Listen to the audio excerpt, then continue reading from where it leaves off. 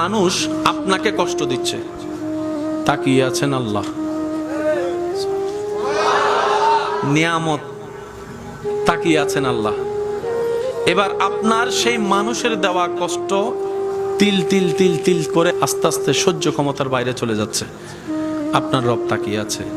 শনিবার, রবিবার, সোমবার, মঙ্গলবার, বুধ হয়ে বৃহস্পতি হয়ে আবার শুক্রবার, সপ্তাহ চলে যাচ্ছে, মাস হয়ে যাচ্ছে।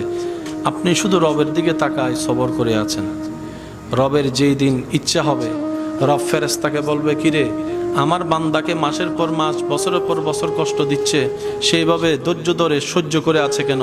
ফেরেশতা বলবে, আল্লাহ তোমার হুকুমের অপেক্ষায় বসে আছে, তোমার হুকুমের অপেক্ষায় বসে আছে। সে তোমাকে সন্তুষ্টি করার জন্য মুখ থাকার পরও গালির পরিবর্তে গালি দিচ্ছে না। আল্লাহ সে তোমাকে রাজি করার জন্য মারের পরিবর্তে মার দিচ্ছে না।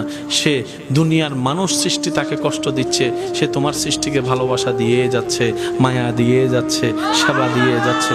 রব্বুল আলামিন বলবে, আমার বান্দা আমার হুকুমের অপেক্ষায় বসে আছে, আমার বান্দা আমার সন্তুষ্টির অপেক্ষায় বসে আছে।